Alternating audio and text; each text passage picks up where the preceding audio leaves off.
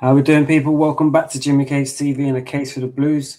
It's time for a Chelsea catch-up, and I've got my friend Alex in the building. We've got Eb coming and potentially Gabriel coming in later. But before we get going, make sure you like the video and subscribe to the channel. Try and get this channel growing. Trying to get to 500 by the end of the year. Get this small channel, to a bigger channel. That's what we want. But yeah, lots to talk about with Chelsea. Lots to talk about. We've had I'd say we've had quite a busy window already, to be fair. I mean, to be fair, we had incomings coming in before the window even opened. We knew there was some coming in. But what's your thoughts so far? You know, where do you see Chelsea at the moment? We had a lot to do in the summer. We always knew we had.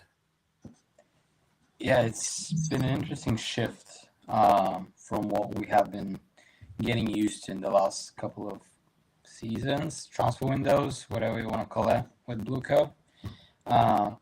Definitely on the good side, this one. Your mic is a bit funny at the moment. What is that? Your mic is it's rattling a bit. I was saying that it has definitely been a different window than what we have been used to with Blueco recent seasons. It's been on the good side, I think. Some great signings like Morgan Rogers, maybe a bit on the expensive side, this one. Probably could have got him for a bit less, but considering that Arsenal were interested, it's kind of justified price tag.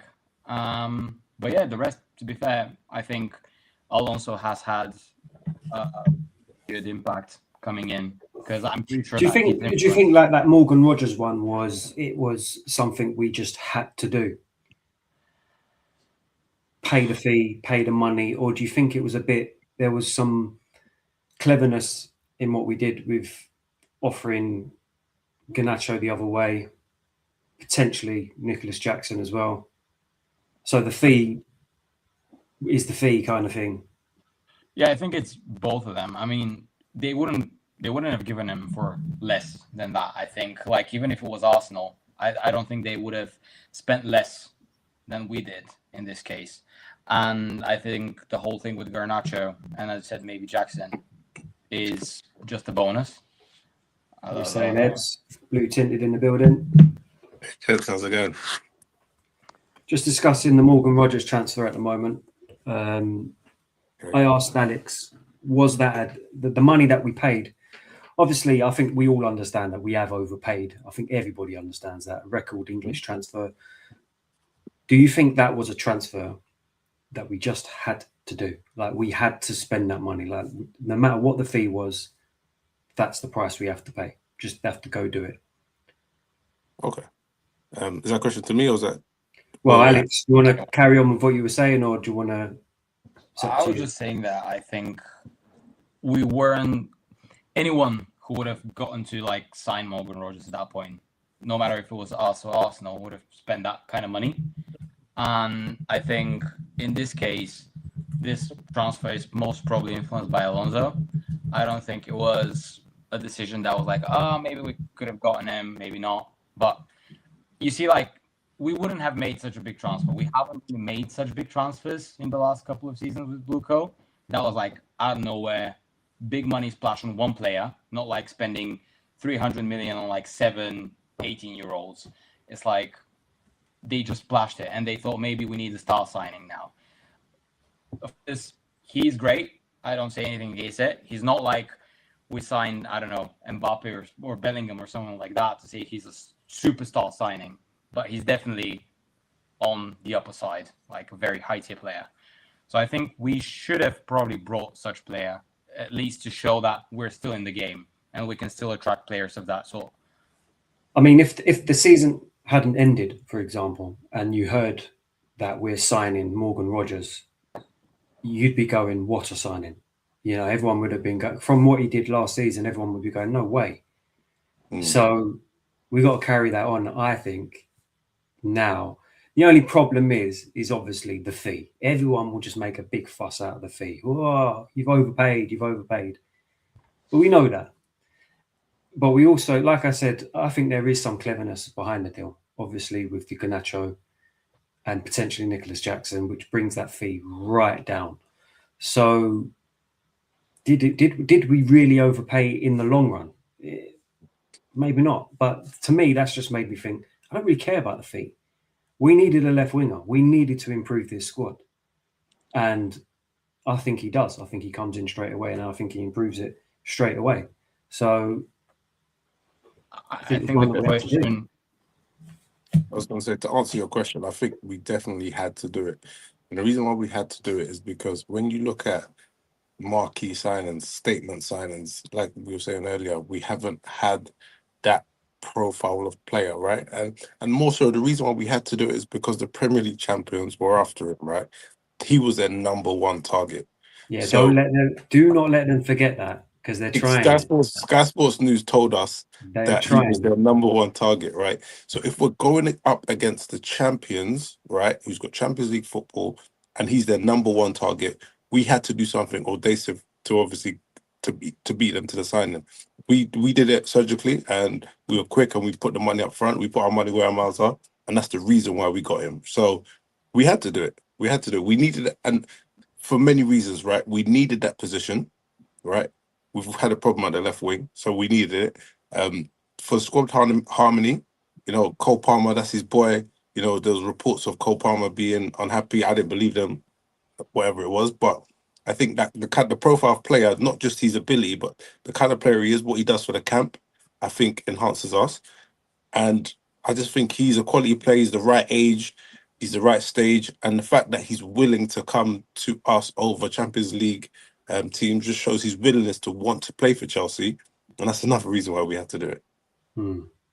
Yeah, no, I completely agree. What's your feeling? I asked this question to Alex just before you come on. At the moment with Chelsea, like, how do you? Season's done. You can kind of close your eyes and pretend it never happened. Yeah. A lot of work we knew needed to happen. How do you feel now so far about Chelsea? In terms of like the transfer business? Yeah, just like in general, like the vibes of we're about to go into the next season, the transfer window, new manager. I think the new manager is a big one that we need to discuss. Yeah. What's the feeling so far? To be honest, I'm quite excited for the season. I secretly have feelings that we would do better than our expectations. And when I say expectations, my expectation minimum will be top 4, right? Or let's say Champions League football if we get it from top 5, right? But that'll be the minimum expectation. But I feel that based on the way we've built the squad, the manager that we've got, some of the players that we've signed, I think we definitely can have a very good season. The only thing that's slightly concerning is the delay of the exits, right? Typically, we normally get the exits done first, and I do respect the fact that we've just said, you know what, forget the exits. We're going to go for the players that we need to go for, and that is, you know, you have to look at ownership and praise them for doing that. But I do feel like the exits are really going to be a bit of a struggle in the sense where we're going to probably wait till deadline day / be lowballed on many occasions. And I understand it's not my money and it's not our money, but at the end of the day, we operate in a way that we need to make money to spend money, right? And I think that's what's kind of halted us right now. I feel like if we made the sales that we wanted to, there's potential that we would have had, you know, John Stones. We would have potentially got Diogo Costa. I think we missed out on Stones, you know. I really do. But the reason why we missed out on Stones is because we got so many centre backs, right?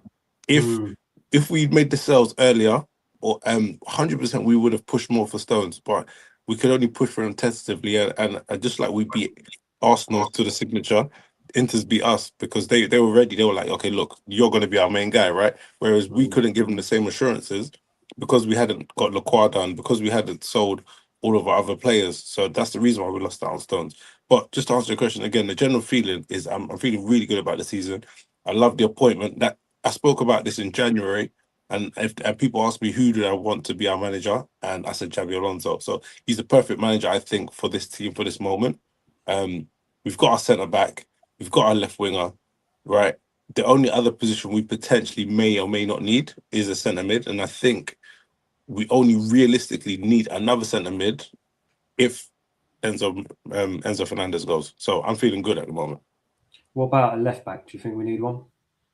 Because we're linked Well, with a Spanish player that I don't know anything about him, if I'm being honest with you. same. I tried to look at Football Manager to see what his stats were looking like. It's always a good game.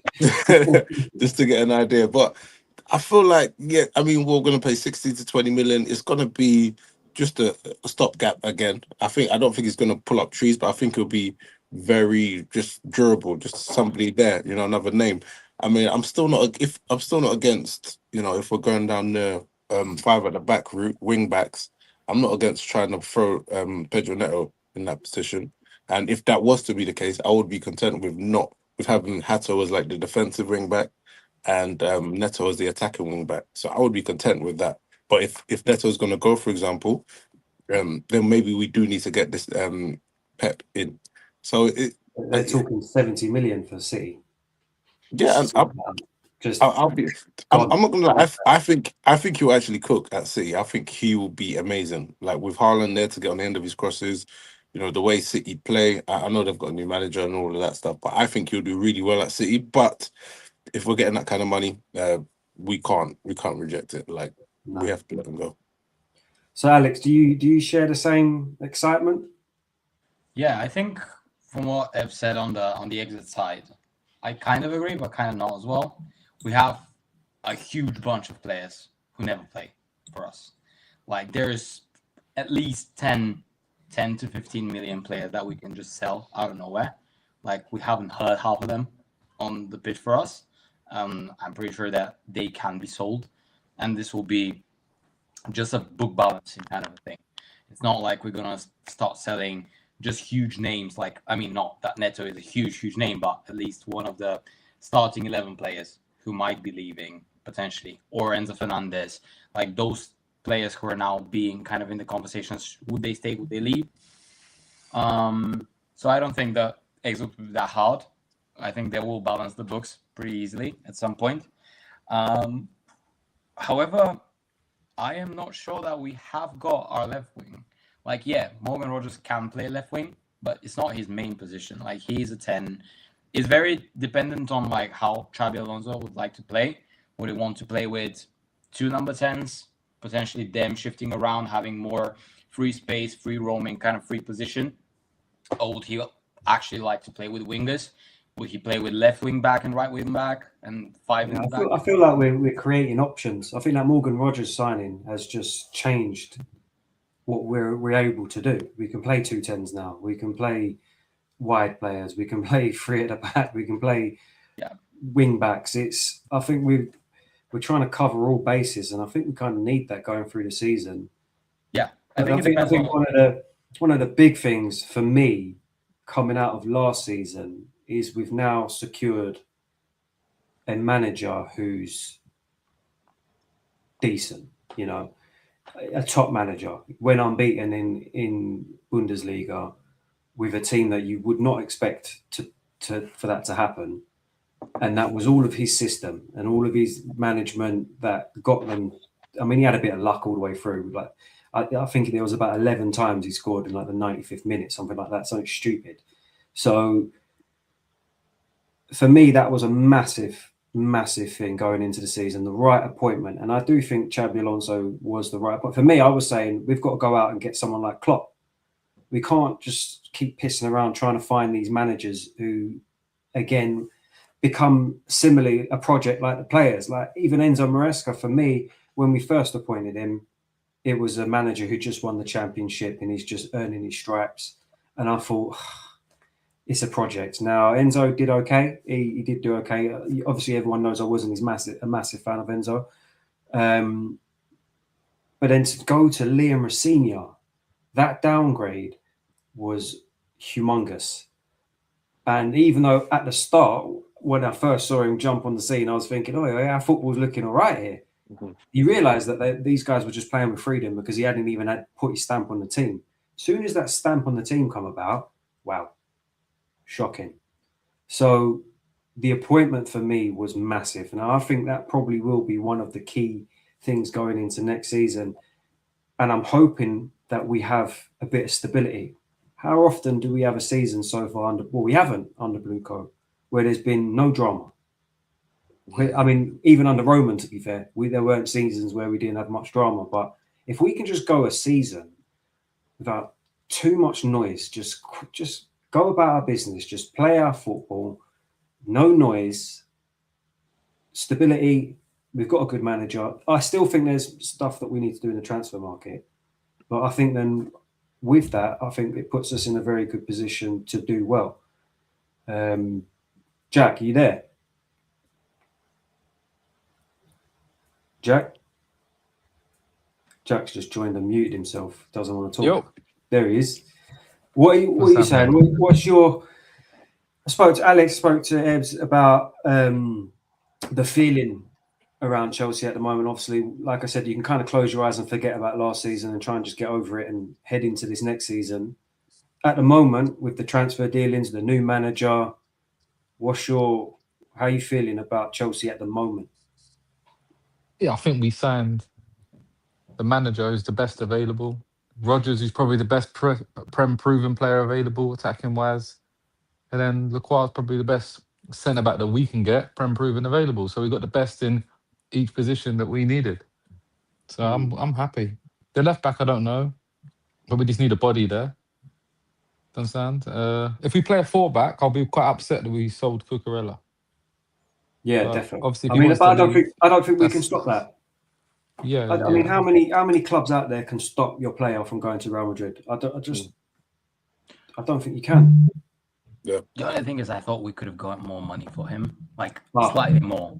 Because he had 2 to 3 years left on his contract. Yeah, it's not too much, but he's labeled to be the best left back right now in the world, right? He's a world champion now, World Cup champion, European champion. He was out there. Mendes is better than him, by the way. Yeah, I mean, yes, that's true, quality-wise, indeed. But he's labeled sometimes to be like the best defensive-wise. And then either way, he's one of the best in the world. Yeah. If you're not getting Mendes, the next one you got to get Cucurella. So exactly, and I think because of the market being like that, signing someone who is, I mean, there is not a lot of players who are close to that kind of level on the left back. But I think if we have to get the closest next fit to be a left back, we would have paid probably the same kind of money. So like the market is like this. I don't think a proven left back who's really, really decent would have cost us less than 50 mil. And we sold Corel for 60. So we're selling one of the best 2 or 3 left backs to get someone to substitute. I think that we could have gotten more money for him. Yeah, definitely. I agree. I mean, like who else left back wise would you probably go for? Maybe Lewis Hall, who would probably be way too expensive. No, I think Lewis Hall, you can get him. For how much though? I reckon there'll be 40 mil. 60 mil, yeah. I mean, 40 mil, I'd do that. I don't see why. Apparently, you rejected Chelsea though. Oh, did he? Lewis, naughty boy. Do you not think it's a bit like the Premier League clubs are defo working together more, I believe, because the money's circulating a lot more in the league. If you look, there's a lot more big Premier League signings where that didn't happen before. Signing from each other. They're circulating and like IOU kind of thing. Next time I paid, what's the price? I mean, what's the price range, right? I've signed them at the higher end, and you sign my guy at the higher end. Yeah, we're definitely been doing it with Villa. Yeah, but Anderson, then you start seeing. I'm sure I bet a Man City players linked to them next, and then doesn't sound like it's all these signings. Crystal Palace, I'm sure they'll be linked to one of our players next. Like everyone's doing it, kind of thing. I think a lot of that is because not many other countries can afford Premier League players as well. Yeah, definitely. So think about it, Italy definitely can't. Other than the big 2 in Spain, maybe Atletico, they don't really have the financial power to kind of deal with the Premier League. So that's probably why it's gone that way, really. Palestri as well. That's MVP of the league defensively. He looks good. He looks athletic. If we're playing a wing-back system, he looks very good. Have any of you watched pre-season so far? Yeah, I've been watching. Was it 2 games? 2 or 3 games? Three. Yeah, 3. Won and lost 2 of them. I mean, he don't look like a goal threat, but he looks like he's just like an animal. Just gets up and down, athletic, works hard. I think he will be a goal threat once we get the system in place. And when you say go for it, I mean maybe not Technically score as wise, well. like, yeah. But I think he'll get quite a few assists the way he plays. He makes very forward runs. I don't know if you saw it when João Pedro scored the other day. Yeah. He run beyond him. I was like, whoa. Yeah, you get And yourself in the box. we're quite small as well. So we've got the signings we all signed are all, I think 6 foot. Over 6 plus. foot, yeah. Yeah, so we're getting a bit taller as well. No, that was, for me, that was one of my problems with the squad. It was too small. Getting beat every single time when the ball was getting crossed in. So, our signings at the moment, we've made 10 so far. That's Giovanni a bit worrying. Quenda. It's worrying, did you say? Yeah. I feel like we've done a bit too much. Done it again, too much. Yeah, and especially like because obviously some of the players that we bought are going straight into the first team. When you look at the likes of Lacroix, Rogers, who else have we signed? Palestri on the right we side. signed Quenda, Denner, who I don't even know if that guy exists. I've never seen him. Emmanuel Omega. Now I don't know what the situation is for him, seeing as we've just bought Danny Welbeck as well. Yeah, that one's strange. Dastin Satpiev, which I'd imagine will probably go out on loan. Yeah, that was from last year though. Quenda. Yeah. So there is some that have come in from last year, like Quenda, Denner, Omega, Satpiev. They're the 4. Barker as well. Valentin Barco. Can he go out on loan at that age though? At the moment, Who? Satpiev? he's 17, isn't it? He's not even our player officially properly, is he? So he's 18, right? I'm not sure. Remember, you can't play like the Villa had that issue with their player. That's why you can't play them until they're 18. Not sure. Of course, you can play him. No, that's Max in the league for Arsenal. He's English. He's I think you can't buy players abroad anymore unless when they're 18 they can play. That's what happened to Esteban. No, we had to wait until he was 18 to come over. Right, I didn't know that. I didn't know that. That's what. Remember, they got the striker. Aston Villa got the striker from Nets, I think, and he's 17, but because they bought him from abroad, they're saying he wasn't be able to register. But he's English. He plays for England under 17, so he got overruled, I think. Let me just check. Well, yeah, we signed Palestra as well, Jordan Henderson. I think we're going to have to talk about that one. What do we think of Jordan Henderson? Let's talk about Danny Welbeck and Jordan Henderson, the two transfers that we did not expect at all, but we needed experience, and they've gone with experience. They've gone with players that have got about a year or two left. Yeah. What do you reckon? With those, I think it's good to have such signings. Reason is not because they are in their best shape or anything, but I think and I'm pretty certain those are Alonso signings. And the reason there is that last season we had so many games where we started leading 1-0 at halftime, and then we got just shifted back a gear, and we can't preserve our lead. And I think those transfers are exactly for that. They want to have some stability. So I think that's where Alonso was going for there. He was like, okay, let's get Henderson, keep someone that can come in like 65th minute and calm the play down because of experience. Welbeck, probably same thing. Like, can come in, he's experienced, can come 70th minute when you need him, maybe score. He did a great season in Brighton. He didn't even start half the games. Still scored. Did he score 13, 14 goals last season? So, yeah. We sign role players. They know their role. They know what they're coming to do, and they'll do it. I think that's the one. There's no like, I can try and get first. I just think they come in there with a plan for the team to win, not for them to look good. I actually think there's an element of risk averse, or I don't know. I think the ownership realized that potentially they're players that could leave on a whim on last minute.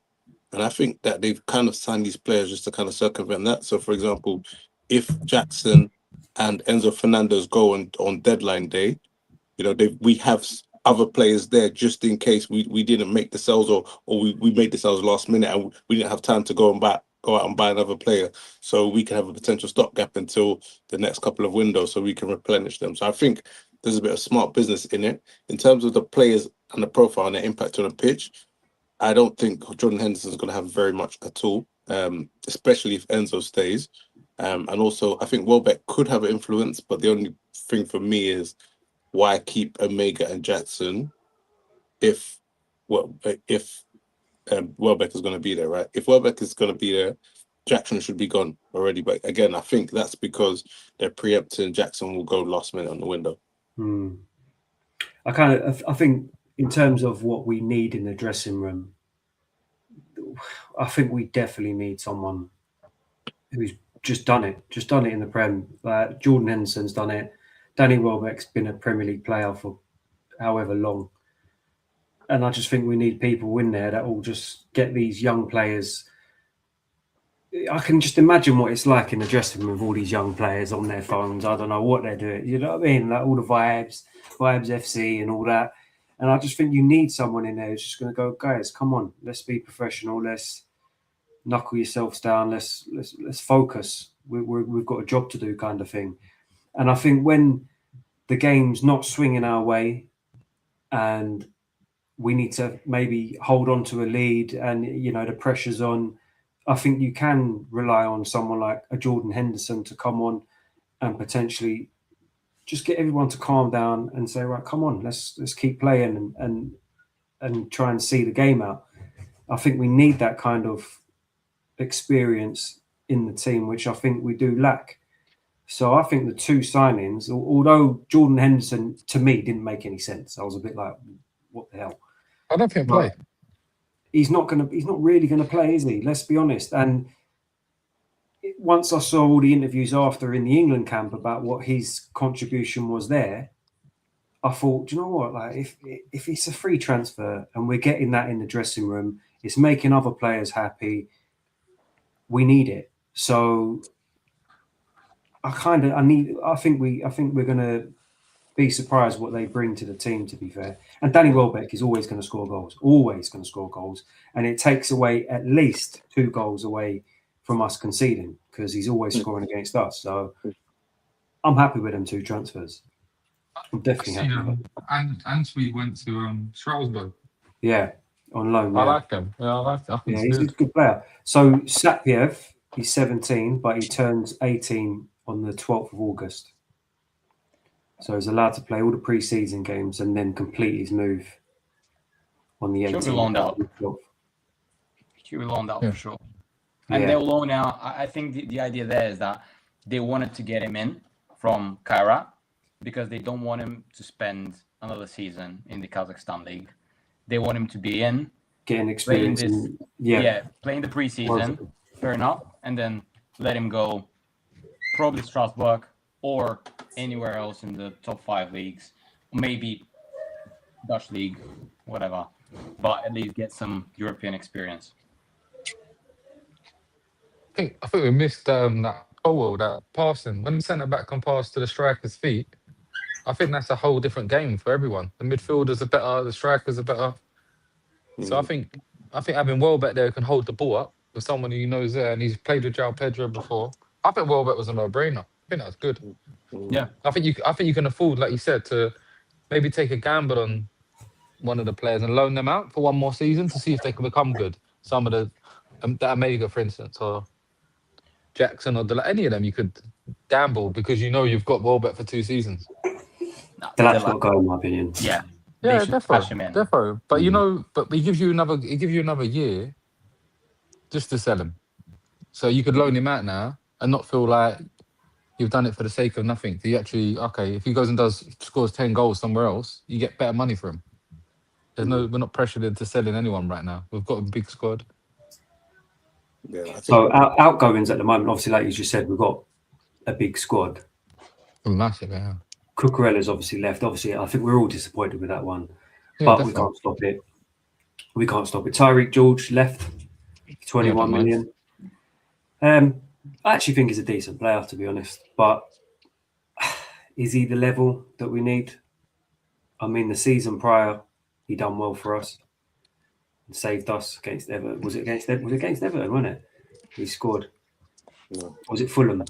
Might have been Fulham. It's Fulham, yeah.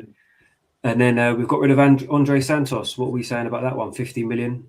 Don't think we can turn that down, if I'm honest with you. I think it's a good deal for both teams. Yeah. I'm in agreement. They need legs, and they needed a good value, and then I think we got a good. Yeah, I think that's what he's worth. Like that's it.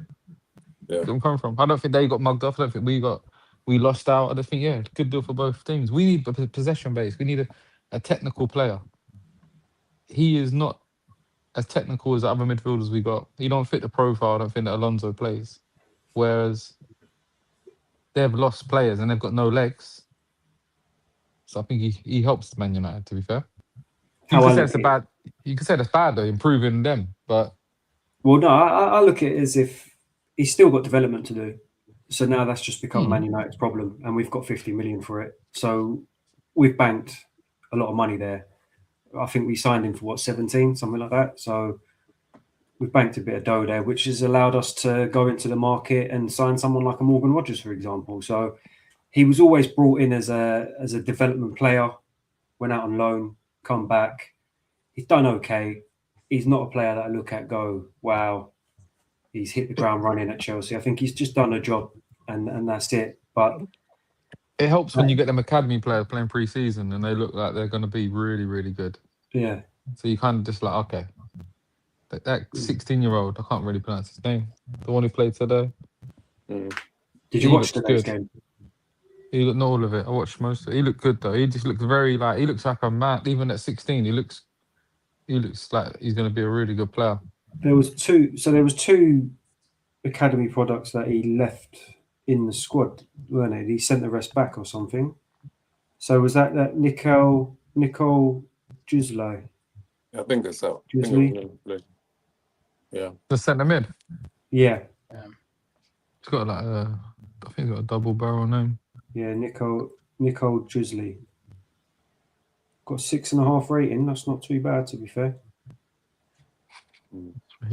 How was Quenda? I haven't seen anything. How was he? He got a good rating, so he must have done right. I saw some highlights. He looked lively, cutting in on his left. His shots direct, his shots went a bit wayward, but you could definitely see the intent. And he had a very good link up with Palestra on the right side. So far, Palestra's link up has been quite good with everyone that he's played with. Yeah, as well. Yeah. Palestra is great. I tell you, I watched him live. Whilst he played last season in the Cagliari. He's a great player. Yeah. Even though Cagliari were bottom of the table at that point, he was probably their best player. Solid. And yeah, he's just a solid player. And I think it's a good deal because he is young, but at the same time he looks like he has experience under his belt. Like he's one of those players where you see him and you're like, this guy's probably like 26, and then you 20, and you're like, that guy is like, he's always. How old he is? 20. Classical player. Wow. Didn't realise he was that young either, to be fair. I mean, no, he's like 21, but yeah, same thing. Yeah. Oh, that's good. What about Gittins? I heard he had a stinker today. It looked like it looked like the normal kind of Gittins performance, but again, I still think there's a lot more to come for Gittins this season, and that's another reason why people say we haven't got left side, but we've got Rogers, Gittins, and now Mudryk all on that left. The boy's back. Am I the only one getting a bit excited about it? I don't know why. I'm just getting. I'm watching him come back on the pitch, and I'm going, he's going to rip it up. But yeah, I think everybody could see that there's something there, with just the way he dribbles sometimes and his quickness. Whether he would actually be a top player who remains to be seen, but he is an exciting player regardless of however. I just feel like he's never really got going. Like he's never really. Yeah.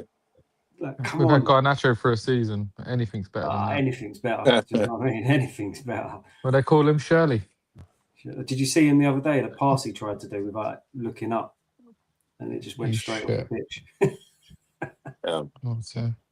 But you see the McQueen, the winger, the young winger McQueen. He is fucking quality as well. So it's a bit McQueen, whatever his name. Yeah, he's good. But we got like Esteval, you got Palmer, you got Neto, Quenda. They're all similar, like all left-footed, all looking to cut in. So it's quite frustrating that we've got a lot of players who.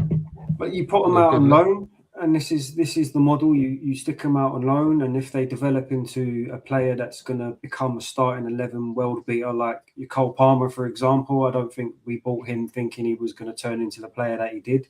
And if they do turn into this player, they go straight into the team, and I think that's the model. And if you're not cutting it, you have to go. I mean, look at Pedro Neto. To be fair, he's being linked away from the club, and I think that was always the plan. You know, we signed Esteval, who we thought, right, this guy's going to smash it. You see him score a goal against Barcelona last season, and his value shot up above 100 million. And I think they're looking at that going, this is what we need to do. It's time for him to move on now. I'd like to see more of Esteval next season, to be honest. I want to see a lot more from him. I don't like players who moan and don't like Neto. Oh yeah, I know what you Jackson just moaned like Gusto. Just always seems like he's like tired sometimes. Like it's just like, especially when they've been shit as well. Like, hold on a minute, you're moaning, but you're shit. So, like, someone don't pass you the ball and you wave your hand and you don't run back and you delay. Yeah, I don't like that. Palmer was doing that as well. Don't get me wrong. Yeah, he was doing that at the end of the season as well. I'm not saying he's. Well, I thought all of last season his attitude was off. They were just. I mean, if we somehow get Neto, if Neto, Jackson, and Gusto go, and we get 150 plus for them three, 100 to 200, I think that's fucking great business. I ain't gonna lie to you. I wouldn't pay anything for them. I think they'll also sell Modric for like 20 mil at the end of the transfer window. So who? Modric. I think that we wouldn't keep him. I think they'll sell him, yeah. No, I'm pretty sure they'll sell him. Apparently, there's like three Prem clubs. For the loan. You would use your last loan, Premier League loan for him. Yeah. Because his value is so low. I don't think. Apparently, they can cash in 25 mil on him still, somehow. Yeah, I wouldn't feel like they'll give him a season, because I just think that's too much of an L. Yeah, that's like a 50 million loss. And to be honest, with the talent, I don't over gas his talent, but with the kind of profile that he has, I think give him a few run of games, you can easily make that 40, 50 mil, So I wouldn't. There's not a lot of good left wingers in the world. I ain't saying he's good, but I'm just saying if you look at all the top wingers nowadays, they're all right wingers. There's not a lot of good left wingers, so I don't know who we could even get who's good left wing. That's why Man City want Neto. Because what was it the new Liverpool manager? I like he's playing wingers on both sides. He said I like my wingers better to play both sides. I'm thinking I like that. I like that, to be honest with you. And if they sign them two players, by the way, fucking hell. Who? Liverpool. Barcola and the youngster for PS. Yeah, if they sign them two, that is massive. And Bay, whatever his name is. I mean, they need to do something. They need athleticism in the team. No, but I'm not a massive fan of Barcola. When you think of Liverpool, you think of wingers and you think of pace with the Mane, with the Salah at the beginning. You just think of that. Like he just fits that profile. He's 23. Yeah, but if I'm being honest with you, I look at Liverpool's team and I think they're investing in the wrong areas. I know they need these players, but if they're going all out to spend 100 plus on a winger when they haven't even thought about their defence yet, I'm thinking, go ahead, go do it. But they haven't got a left winger. Gakpo's finished. I don't think he can play wide. Gakpo, did you say? Yeah, I don't think he's a winger, like a good left winger. I think that team is based on having good wingers. The whole system is like wingers score goals. They just need good wingers. Well, it's a new system now. It's Areola, isn't it? Yeah, but he plays counter-attack with... Yeah. He needs pace. Yeah. He needs his wingers. Yeah. He needs pace. I'm surprised he hasn't gone in for Alex Scott and them. Yeah, like this is what I'm saying. I mean, I look at Liverpool at the moment and I just don't think they're doing anything. Even if they sign Barcola, it doesn't really move me. I'm just like, you got Isaac. I didn't realise he was 23. Who, Barcola? Yeah, he's young. He's young. I never knew he was that young. His movement though is very good. He makes very good runs. Yeah, I think he's a very nippy player, but I just think his finishing ain't great. Even though he scored an absolute screamer against us, so it's like Yeah, I it's said hard to that, and then say he just when I've absolutely seen him bullied us. bury us. Yeah, but I don't know. I look at Liverpool and go. I mean, the left back's Kirkez, who's their backup. Their right back scenario is what? Conor Bradley, who's their right back? Frimpong. Frimpong. Not impressed. Not impressed. Not No, impressed. they need players, but I mean, Lost like Konate.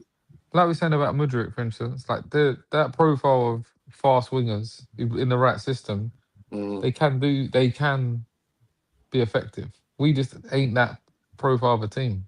Yeah, We're possession based, so he won't look as good for us because he's not good in them. Historically, under Xabi Alonso, apparently we're going to be a bit more free with the way we attack and counter attack as well. So, watch this space. We're asking a lot for a player who ain't played football in 2 years. Like, but you know what? Are you reading too much into pre-season at the moment? I've seen a lot of people online moaning. No, we've got like 40 players. It must be so hard to manage that. Yeah. And to be honest, I think he needs to be a bit more for the next few games. He just needs to be a bit more strict to say, do you know what? Forget all of the noise. These are the players I want to work with. Let's get them ready, because I think we've done a bit too much chopping and changing, seeing too much of tossing. Do you know what I mean? Just play the players that we need now. Apparently, the World Cup, though, isn't it? He's linked to go. He's linked to go. Yeah, 7 million, whatever. Just get it done. Free, off you go, mate. He's just not good enough. I'm sorry, he's not good enough. They thought getting Gary Cahill 2.0, but we got the shitty version. Do you think we still need a centre back? No. Obviously, bear in mind. Let's say I think the next thing that we need to do is obviously outgoings. We need to clear the squad. Yep. Let's say we do clear the squad. Do you still think? Who do you think? What do we need? He said 5 centre backs. He wants 5 centre backs. No, he said he said anything that he's 10, 4 to 5. Yeah, so let's say 4 plus a youngster probably. Lacroix, Colwell, Acheampong, and Samino. They wouldn't keep Ansamino. I think he'll go. Or did I say Lacroix? I did say Lacroix, didn't I? Lacroix. Sarr or him, probably one of them. Or is it someone else? I mean, I'm not too. It's gonna be one of them. To be fair, I think we're gonna struggle to get offload all of our centre backs we don't need anyway. So Badiashile, Disasi. The extra is going to be one of the 3. The extra is going to be either Badiashile, Disasi, or Tosin. Most likely Tosin. Gosh, I would rather keep Tosin than he's so lucky he's tall. That's what it is, honestly. No, I just think his morale seems like he gets along with everyone. I'd rather, if he's not playing, if he's the 5th choice, I'd rather him be the 5th choice than the others. I'd rather Badiashile or Disasi just because I think they're better players, really. And Badiashile could play on the left side, so in case Cole gets injured. The thing with Badiashile is he has like 2 blinders, and we always think he's back. He's built like Frankenstein, mate. That guy's dopey, man. I don't want him nowhere near. He's very dope, but he's even less dopey than Tosin. You know, I think Tosin is just a horrible player, man. Yeah, I think for someone that height who don't win headers, I can't. It's insane. But they have, like what you said, Lacroix, Colwell, Fofana, and they have Acheampong. So that's 4. And then there's the 5th one being questionable. And there's the options. Tosin could go, could stay. We don't know. Anselmino could go, could stay. We don't know. Who else is there? Sarr probably will go. But again, it's an option. For a 5th option centre back, I think any of those fits. And they'll be like, okay, maybe we can keep it. But I agree. There's 4. I mean, you could potentially play Harto, and there is the choice of Reece James if we ever did. Harto can play centre back as well. That's true. So we ain't got a left back yet. So, well, yeah, I think we will. I think we will make that signing for the left back. Yeah. We need how he is though. He's supposedly defensively good. They said. What about goalkeeper? Are you happy going into the season with Sanchez in goal and Penders as the backup? I'm happy. I'm happy. I think Sanchez has had his chance. I think Penders should have a chance, in my opinion. No, I disagree. I think put a good defense in front of Sanchez and let's see how he does. I mean, in the end of the day, Well, mate, he I scares think me. I think at this point, but not necessarily. I think we're at the stage before a full-on title charge, right? So, given that in mind, I think we're still okay with Sanchez. Let's give him another. That's a big statement, by the way. You're going to get clipped up left, right, and centre for that. What? Because I said we're season away from a title We're charge. a season away from a title charge. 100%. We have to be. We have to be, but are we? That's where I say it. Because I'd like to sit in and say we need to do this now. Listen to this. If commit we to put our anything best, if we put our best starting 11 together, right? I don't think there's any team in the Premier League that blitzes us. But do you know what? We did this last season, and a bit more like Man U. Just like they signed Premier League players last season. We signed Premier League players. They were trying to get top 4. Would they get third? I think that's. I don't see us doing more. Yeah, I don't see us. I think Arsenal, depending on injuries, it's just. I think it's like, I don't see anyone. Well, so far, I think every team has gone backwards, right? In terms of, I mean, if Arsenal get Gomares, maybe they're about the same. Yeah. But I don't think they've got better than last season. I think Man City, if they lose Rodri, they've definitely gone backwards. And Liverpool potentially could be better than last season, but they weren't that great anyway last season. So I don't think there's a massive gulf in terms of like what people have done in the transfer window this season. I think Chelsea probably had one of the better windows if we're talking about all of the top 6 clubs, right? So essentially, with that in mind, we should be closing the gap. Obviously, the gap is quite big, but 10th to 1st is massive. It's a massive gap. But the point I'm trying to make is, I think with the squad that we're building this season, that should be the title. That should be the top 4 mandatory, and with 1 or 2 signings going into the next season, I think a strong title charge should be the case.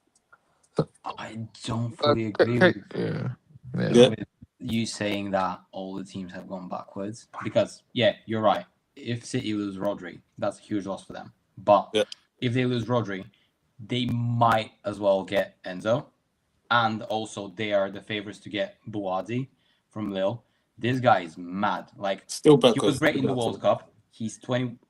Is he 20 or 21? He's already played 2-3 seasons in Champions League with Lille. I don't know how he's been under the radar, but he has been fucking amazing for Lille. And he plays like he has 15 years of experience in the Champions League. He's like Busquets 2.0, like super calm on the ball. If they get him and they get Enzo, yes, they lost probably one of the best holding midfielders. We're talking about Rodri here, Rodri. You're talking about 18-year-old that's never played in the Prem. Yeah, but the rest of their team is great. Yeah, but they will probably get Enzo. They're not going to get only Buadi. They're going to get Enzo as well. I think they're all good players. Rodri just won the best player in the World Cup. Yeah, they're different players though. Even if they do sign Enzo, I don't think it's really helping their cause. I still feel like they're defensively soft when Rodri's not there, and I don't think Enzo's helping that. And also, you got to remember the Pep. Got Anderson now. What are you on about? They got Anderson. Come off it, mate. And then Pep Guardiola is another factor as well. They've got Enzo Maresca now. That's the one. So they're backwards. It's definitely gone backwards. In terms of manager, So and then Man United, they've not pulled up trees in the transfer window, in my opinion. They've not done much. I think they haven't done enough at all. The more I look at Man United, the more I think they're not going to finish in top 4. Yeah. Last season, I think we were on par with them in terms of squad. Obviously, they just had a better season than us. So I don't see no reason why we shouldn't finish above them this season.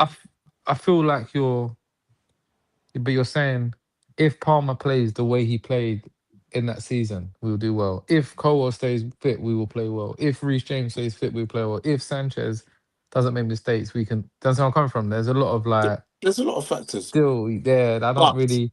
Would you drop Palmer? Would you drop Palmer if you weren't playing well? If Palmer's not playing well, now you've got Rodgers. Exactly. Do you do that? Yes, But if he plays the 100%. way he played at the end of last season, 100%. Well, 100%. And I the was thing is, having I was having we've this not. conversation earlier with people in a group chat. Yeah, that we need to be signing players that can add to the season. So if we've got a player that gives you 5 good games throughout the season, then he falls off. At least there needs to be someone that can step in and then take the mantle and do another 5 games and have a good run. And I think that's the difference between like Arsenal at the moment and most of these other clubs. They didn't play great football last season, but they had players that when the others dropped off would step in and start putting in performances. Like a Martinelli, for example, we went on a little run. Gyökeres went through a run towards January onwards where he just carried on scoring goals. So it's like you need a squad where there's people that can step in and do that. So if Palmer's not playing well, but we've got Morgan Rogers that's running the show, that's what we need. And then if Morgan Rogers is not really doing great, but Palmer stepped up, and if Palmer's not stepping up, both of them, mate, and we've got João Pedro who's carrying us like he did last season. That's what we need. We need. That's. I think Palmer's best. See how Barca's built with the wingers who are fast, and then there's runners, and that Daniel. Like, I think Palmer's built to play like that. He's not built to a lot like João Pedro wants feet. Esteval, yeah, he runs him down on a 1-2, but he's more feet. Then we had the other winger got Garnacho was always feet. Like we ain't really built to get the best out of him at the moment. He's better in space.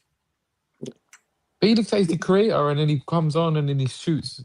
Like, he's not really driving past players than someone coming from. Like that's why we've got Rodgers now, isn't it?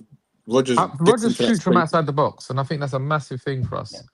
The shooting from outside the box, the dribbling past players, and the running into space and into the box. Rodgers all adds everything. Do you think that signing will add a little bit of competitiveness between the two? Between Palmer and Rodgers, do you think that might be something that we might overlook? Like they might start competing against each other, which might add to the team. They might give them a little boost. I think it'll give a boost more than a negative, just because of the fact that they're boys, right? So it'll be like competition, but friendly competition, not a. They want each other to do well, kind of thing. Exactly. I can see I'm that. scoring more than you, do you know what I mean? Kind of thing. Like, I'm doing your celebration more than you, do you know what I mean? See, when Palmer's through on goal, sometimes you're looking through and you see Neto, he ain't passing. But if you see Rodgers, he's the 90% is going to 100% across goal. I think like that sort of stuff. When the atmosphere, like Esteban, all of them look like they're just positive players. Yeah. No, Esteban's another one. You know, when Palmer and Rodgers might not be able to step up, you can put Esteban in there. I'm expecting 10 Premier League goals from Esteban. Yeah. Like if he plays every week, I'm expecting, because he shoots and he gets in the box. And he's actually good at shooting. Yeah. The goal the other day was good, the header. When he got in front of the player, I thought that was quite good. Yeah. Hope he just stays fit, because that's the one. That's most of our players. Hamstring injury, where he didn't get the surgery. Apparently, he recovered fully without the surgery. But like, I don't know. Maybe I feel like we've burnt ourselves so much with injuries recently. Like Fofana, get an ACL player, and now he's had the ACL 4 times after that. So like now we see Esteval getting this hamstring injury. Hope it doesn't come back at any point. If he manages to stay fit, he should 100% be every game starting 11 in the Prem next season. Like there's no if but or maybe on that. He should be in there no matter what. Yeah. I think the difference between this season and last season is the depth that we have, the substitution, and I think the only risk position potentially, and I say this with a pinch of salt, is the centre mid position, right? If, for example, Caicedo was to get injured, can we rely on Asugo? Now, I've seen Asugo play a handful of times, and I do think there's a player there. What about Reece James? Yeah. Listen, I'm of the opinion, as it stands, as long as Enzo doesn't go, we don't necessarily need to get another centre mid.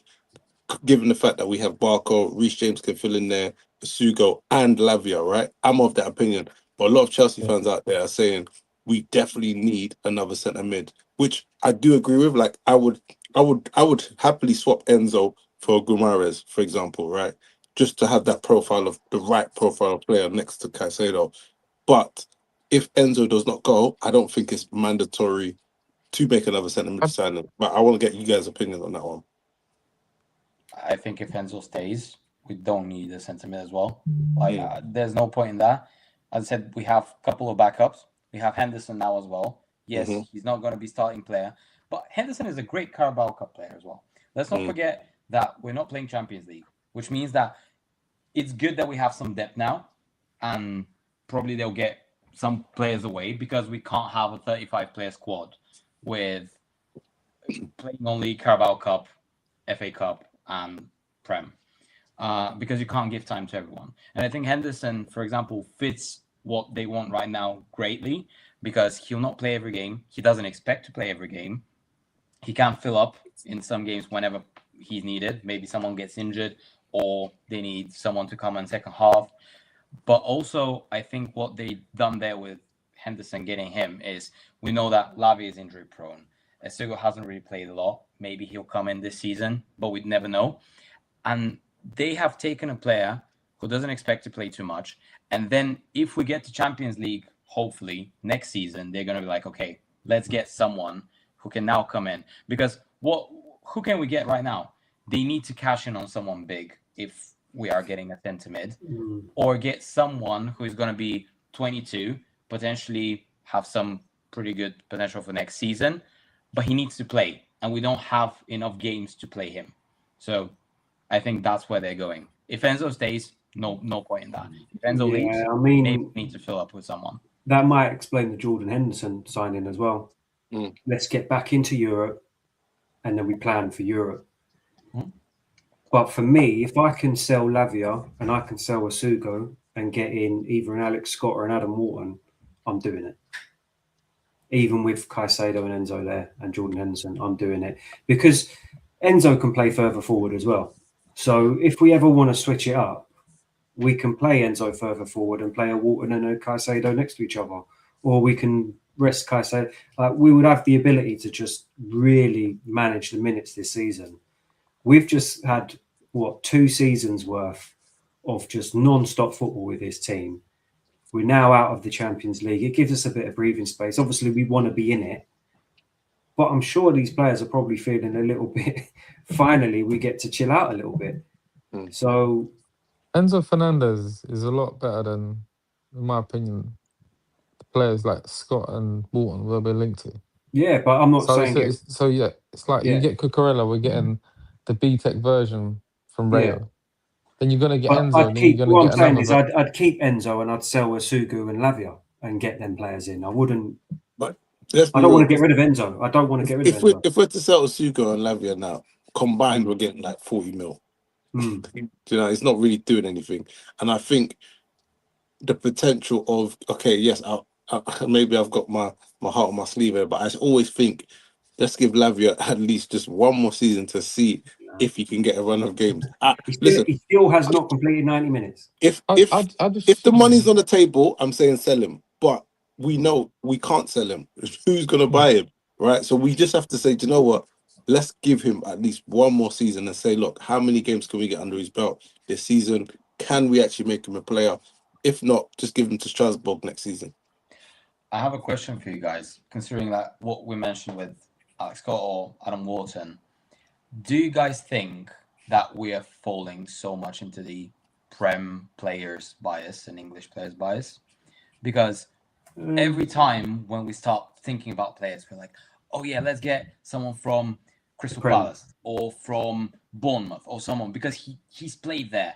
And you're like, this is going to be a great signing. But there is a huge gap, if you think about it, between jumping from Palace or jumping from Bournemouth to a top-tier squad. We've seen that with all the Brighton players we've signed.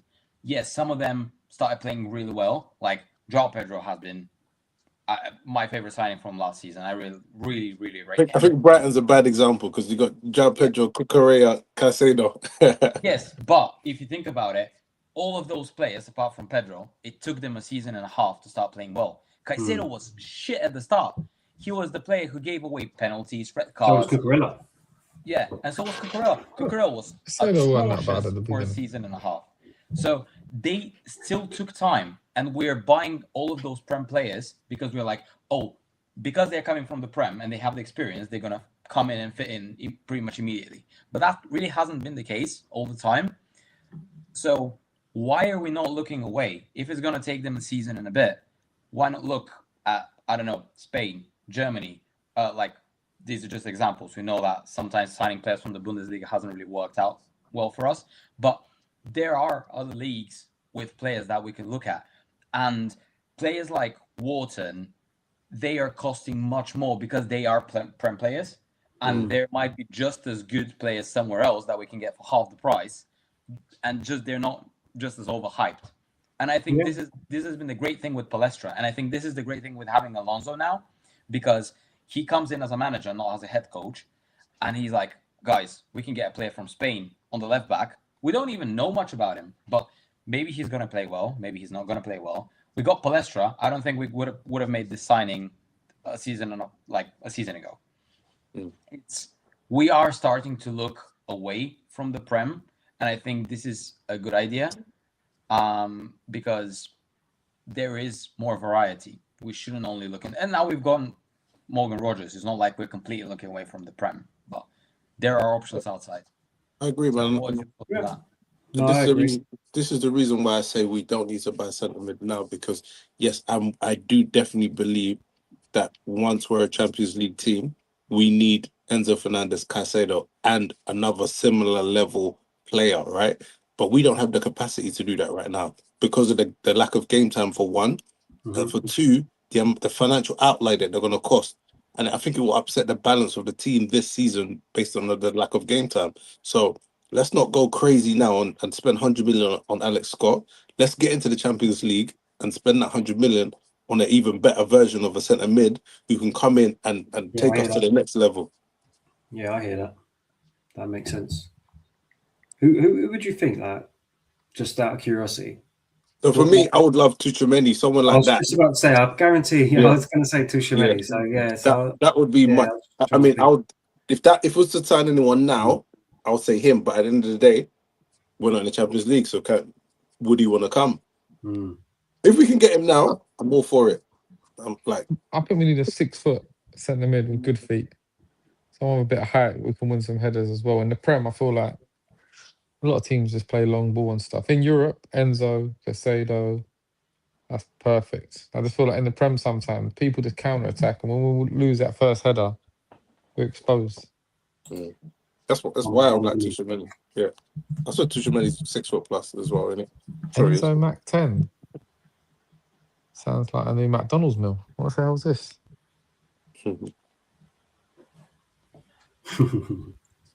I would have been super happy if we had a chance to get Buadi. I think he's going to be a great player, and he matches what we need. We need someone who can play defensively, can play with the ball. I think it would have been great. I'm not sure on that one, I don't think he's ready yet. I mean, we need Zubamendi and Enzo. We've had good experience with players from Lille. Yeah, that's true. Last one staying for 7 years, being our best player. Even if we did make backhanders to get him. Who do you think our best player will be this season? Good question. Danny Welbeck. Yeah. I think it's not going to be Sanchez for sure. I think it's going to be João Pedro. I thought quite a Sanchez distance. was our most improved last season. To be fair, who was Sanchez? Yeah, Sanchez was good. He had 2 games where he had a stinker: Man United and Arsenal. Yeah, where he made some mistakes. Arsenal. I think João Pedro. Yeah, I agree. He looks hungry. I agree with that. I was thinking João Pedro initially. The other player I would say probably maybe Caicedo again. You know what you're going to get with him. And I think we're going to be heavily reliant on him to stay fit and to stay performing if we're going to have a good season. So that's another shot. I think. Go on, Alex. Still, we need to get a new keeper. I think if you look at that, like we currently have, I do rate Penders. I think he'll be great in the season or two's time. But we have our main keeper being someone who's not even in the Spain's national team. There's 3 keepers above him. or maybe 4. We don't know because he's never played a game for Spain, by the way. Or he's played one like friendly 2 years ago.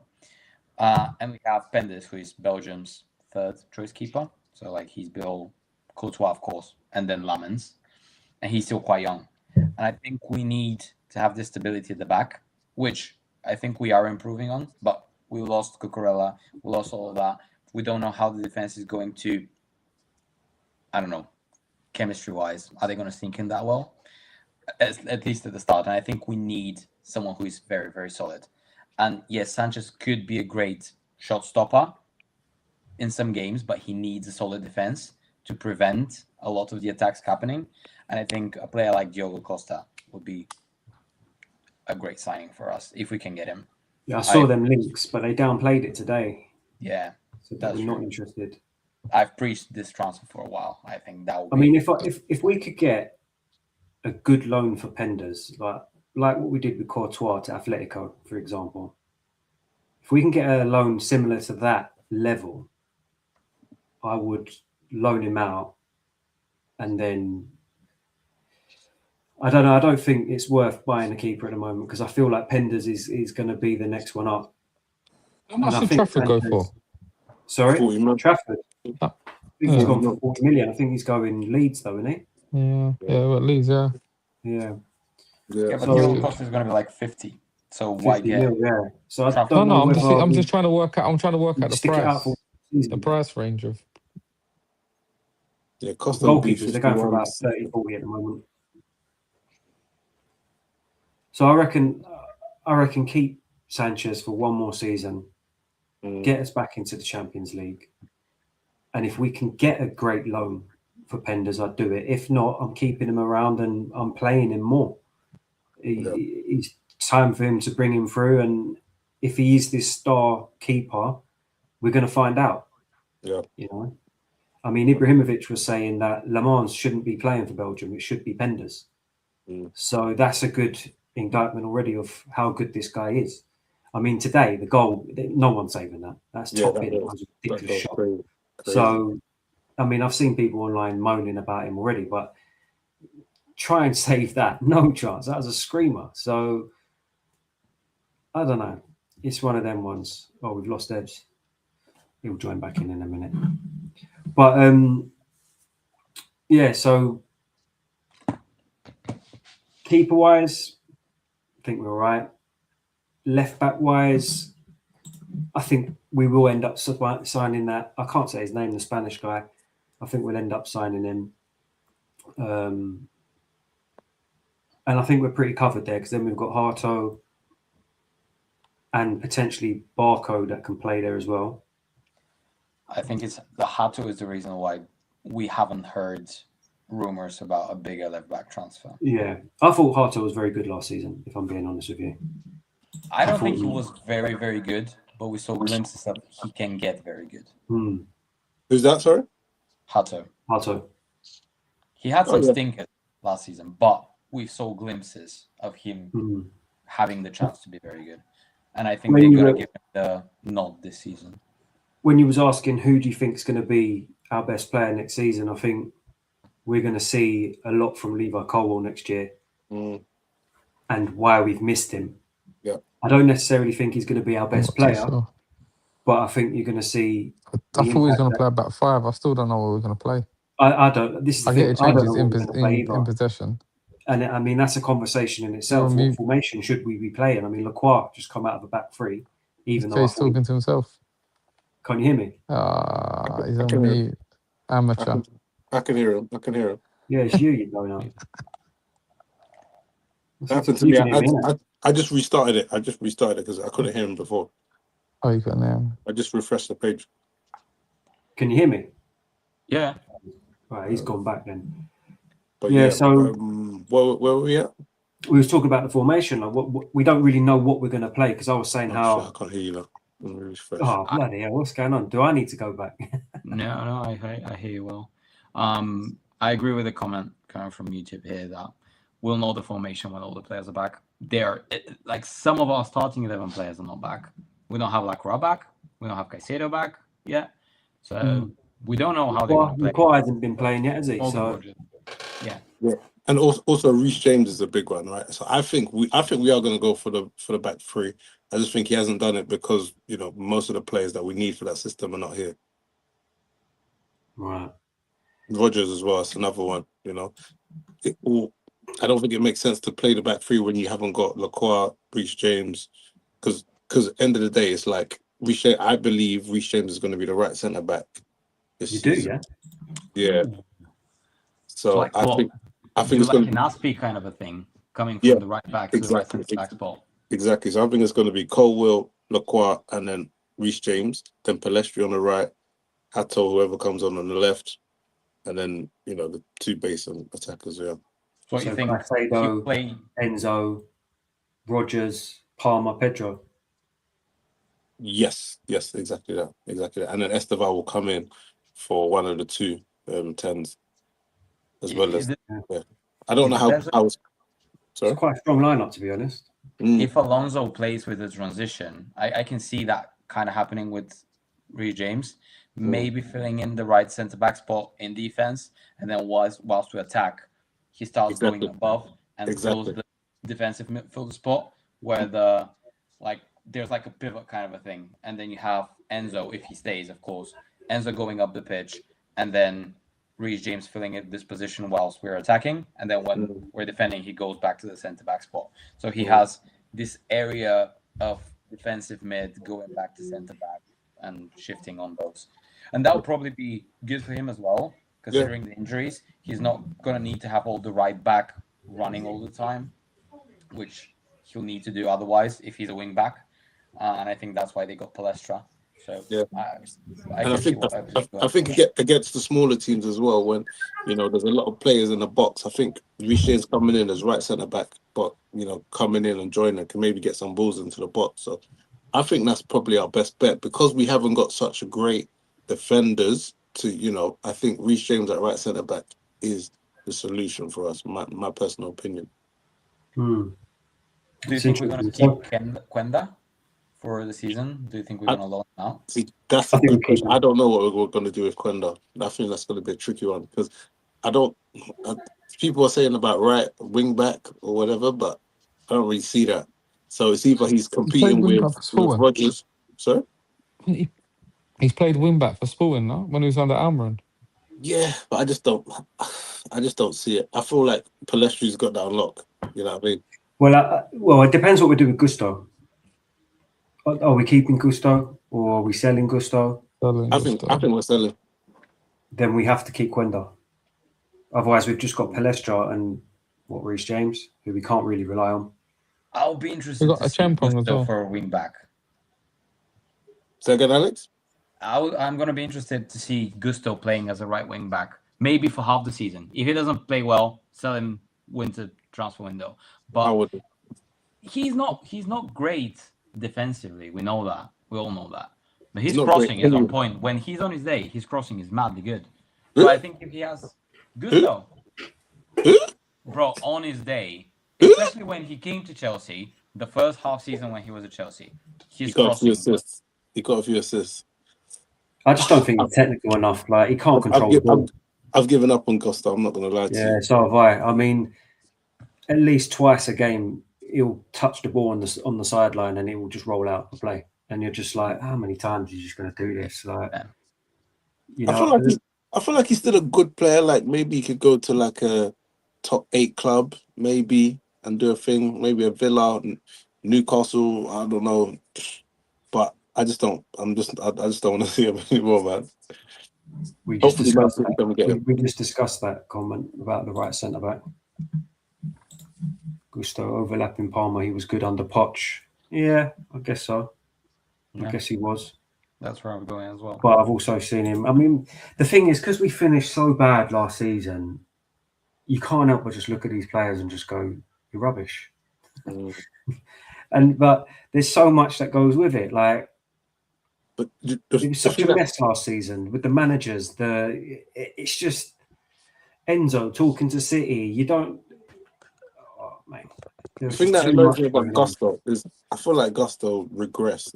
Like, he came in as a young player, and I thought, you know what? he's not the finished article, but he's got some good assists. He's got some attributes, and I know some of it's to do with Maresca playing him in attacking midfield and all of that nonsense. I don't know why that was done, but over the 3 seasons now, I just feel like it's just not enough. It's just not enough progress. Like even playing out of position, you know, when he was played in position, he just didn't give me confidence defensively. Doesn't give me confidence attacking. He's just a bit of a nothing player, in my opinion. He's just like a bland player that doesn't really add much, you know. So to keep him in the squad is fair enough. Like I wouldn't mind if he was just like Reece James back up, but then even now, I feel like we've moved on now. We've got Palestri, so let's just move him on. That's my opinion. I feel the same. I've just given up on him. Oh, I've just seen the ball go out of play too much. Miscontrol. see the PSG and Arsenal results. Oh, Go on. everyone goes on about pre-season. We lost. Ooh, Arsenal just lost 3-1, and PSG just lost to Blueco 3-0. Well, give me 2 seconds because I'm going to be putting that in a group chat. Who did Arsenal play? Real Betis. Oh, wow. Strong lineup, yeah? Oh, wow. Kepa, Ben White, Mosquera, Nketiah, Calafiori, Ethan Nwari, Luis Skelly, Kai Havertz, Max Dalman, Gyökeres, and the new signing. I can't pronounce. What's that? Zolis? No, his name is- Yeah, and then at half-time, they subbed everyone, like we did. Just putting that, ruffling some feathers. They was losing 3-0 at half, 3-1 at half-time anyway. Yeah. There was 3-1 at half time, no goals in the second half. So let me look at other teams, right? Let's try and come to a sensible conclusion on where you think we should be finishing next season. Fourth. When I say should, we've spent enough money. I think we should be challenging, but that's a should because of the money that we spent. Realistically, where do you think we should be finishing? Now we need to consider the other teams that are in the Premier League, what business they've done, Tottenham, yeah, and where you think we're gonna finish. Zydo in the chat has said top 3. Now, I tell you what, I'm gonna put my neck out here and I'm gonna say I think we need to finish 3rd as well. And it might be ridiculous because we've gone from 10th to 3rd. But I feel like we have to finish. We've gone from 10th to winning it before, so we can't exactly. But I'm not getting gassed because we've been a mess under Blueco. Yeah. But I'm looking at all the teams around us at this current time. I look at Arsenal, who I think are the strongest team in the Premier League. They've just got Bruno Gomes, which strengthens them. I can see them winning the league. I look at Man City. They've lost the best manager in football in the Premier League. They've lost Bernardo Silva, some experience in the team. They've lost John Stones, some experience in that dressing room, someone who knows what it takes to be at Man City. They haven't. What signing have they made? Any signings? I don't even know. Anderson is all they've made so far. I look at their right back position and I think they're weak there. I look at their centre backs and I'm not 100% convinced. I don't think they've strengthened. And then I look at Enzo Maresca and I know what he's capable of now. I'm going to double down on Maresca. Now, I did say the other day on the stream that he's a good manager and I think he'll do well. I'm actually going to double down and say, actually, no, I don't think he's going to do well. I don't think he is. I'm going to stick to my guns. I don't think he's going to do well at City. And he can prove me wrong. It is what it is. Then I look at Liverpool. Not done anything. Not done enough at all so far. And they've got a Van Dijk who's getting old. They've got an Alisson that's getting old. They've lost Robertson in the dressing room. They've lost Salah in the dressing room. They've not really. Well, they haven't bought. They've bought one player, I think. New manager. They're getting back. New system. Mm. I look at us. I see no European. The first football. 5 games. First 5 games. That's what you gotta do. What do you mean? You do. if Well, you see where we're if going you to be pick at up the momentum first round. earlier, having one game a week. Yeah, one game a helps. week. We've got a big squad, so we can rotate players. We've got a better manager. A week's a this long season. time after you've lost a game as well. No, but listen, Man United started horribly last season. They still managed to claw it back. Exactly. You know what I mean? I look at Manchester United this season. They haven't done enough. They have not done enough. Tielemans, Santos, and who else? A goalkeeper. Honestly speaking, I'm agreeing. I think there should only be 2 better teams than us next season, and I think that's going to be out of Arsenal, Liverpool, and Man City. I think one of the 2 out of Liverpool, Man City are going to drop off. I'm not sure which one, and I think we should be Villa aiming. will drop off as well. Who's that? Villa. I think Villa yeah. might as well. Yeah. I mean, when you start looking at these teams, who's better than us? I mean, look how many are in Europe this year. Yeah. Sunderland are in Europe. You know, Yeah. you look at Newcastle; they've declined. Villa declined.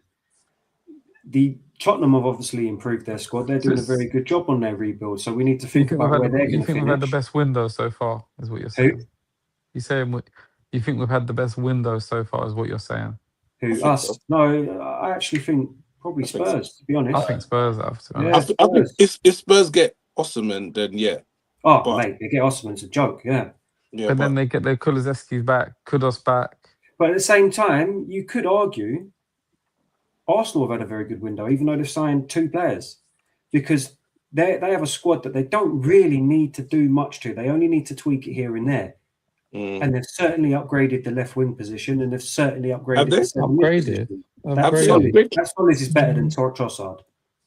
You'll see. I don't know about that. Trossard was a big game player for them. Yeah, but he was an impact sub. Solis, I reckon you're going to be able to start. He started a lot of games. He was a big player for them last season. Trossard. I don't know much about the Solis guy, but what background do you have to say? You know that he's going to be better. Well, apparently in Europe, he was second behind Kane for GNA or something like that. At what club? Club? Yeah, he was in the Belgium league though. Club Bruges. Oh yeah, a proper good league that.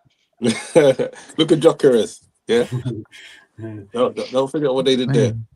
You get yourself on TalkSport with these sort of takes. Yeah, well, Trossard come from there, didn't he? What, about 10 years ago? Come from the Belgian league. He came like 10 years. How long has he been doing it before? But listen, I don't think Arsenal had to do much to their team. So I think they probably do need a left winger. All they need is 2. They just probably need 2 more signings: a left winger and a striker, or a winger that can play both sides and a striker. And then you said, okay, look, they've improved. But don't forget Saliba out for 4 months or whatever that is. Yeah, see, this is the problem. They should have really got John Stones. I don't know why they didn't just say, look, Saliba's out, let's get John Stones in. And also, I look at the way they played last season. Can they emulate it this season? Because they've got a very solid backline, but then the wing backs, I feel like they need to get more attacking wing backs. When I look at their wing backs, it's like everything is just defensive. You know, so is that going to carry them through the season? I'm not sure. Someone else. I swear someone else. I think Ndiaye would be good for them. Well. No, I doubt it. He played 90 minutes last game. No. Would you say, Case? I thought Rice was injured as well. Was he? Yeah. I think he's injured. Yeah. So hopefully we have a good game at the Emirates. I wouldn't go that optimistic. I would say it would be great if we can get 3rd place, but I think we should be aiming for just Champions League, and I think that's where we're going to be hanging around there. Because 4th or 5th, or do you think? Yeah, maybe 5th or 4th. It depends very much. Like, you're right, Man United haven't done a lot of transfers, but with pretty much that same squad, they got to top 3, and they've been playing pretty decently. So we don't know what's going to happen this year. Is the Michael Carrick effect going to remain, or is it going to go away just because now he's the actual full-time manager? But quick question: Do you think Man United had a better team than us last season? No. Player to player, no. Player to player, no. But they started playing well as a team, and that's the thing. Like they somehow found stability over there, and I don't know if they're going to remain with that. So it's kind of the same thing with us. We have better players, but we are super, super incapable of having stability. I mean, I And if we I look get at Man that- United and I go, their squad depth is just not there. Not there Yeah. at all. Look at the goalkeeper, Le Mans, then their backup goalkeepers, who that be it being there. No, they're selling him. Or he's been sold. So who's their backup goalkeeper? What's his name? Darlow. Yeah, Dalo. Right back.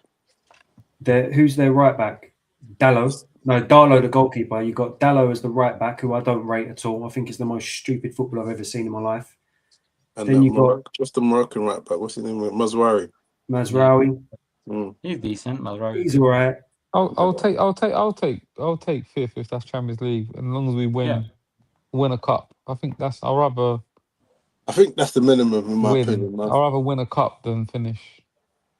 There's always going to be one team which charges for European football somehow that we don't really expect. Like Villa did this season. Like Villa were great. They are definitely falling out because they lost Rodgers and they are losing other players. Like they lost Tielemans now as well. So there's going to be some which just charges somehow and they're pretty decent. If we can find stability and we can actually go through the holiday season of, like, I don't know, let's say out of 24 points during this holiday season, if we can get 15 or 16 out of that, we can get to top 3. But we know this is our shittiest period for all the season every time. Like as soon as we get to Christmas, we're fucking everything up. So like if we can get that. Yeah, that's my worry, man. That's always I've got PTSD on that, honestly. But when we say that though, right, we have to remember that those are the last couple of seasons, for example, were seasons where we had Champions League football, right, or Europa League or wherever competition we're in. And on top of that, remember last season was an anomaly where we didn't have any sort of break at all with the Club World Cup. So I think that had a massive impact on last season. Not to talk of on top of our manager bailing out on us halfway through the season. So I think if we had more stability last season, we easily finish above Man United. You know what I'm saying? They got above what us. I'm saying. A bit of stability. I think, like, we're our own worst enemy, and we have been over the last 4 seasons. Yeah. Blueco messed up that last season. That summer transfer window completely messed it up. You see, when you say that, I don't even agree with that. You know, I think where they really messed up was signing Leon Rosina instead of getting a good manager. Because Yeah, that as well. But like beforehand, we were crying out for a centre back. But it's true. But like, okay. I'll say the mess up was in January, right? Because in January we could have got another centre back like Gohi, or maybe not Gohi, but somebody to kind of steer the ship, and then that may have made Maresca happy.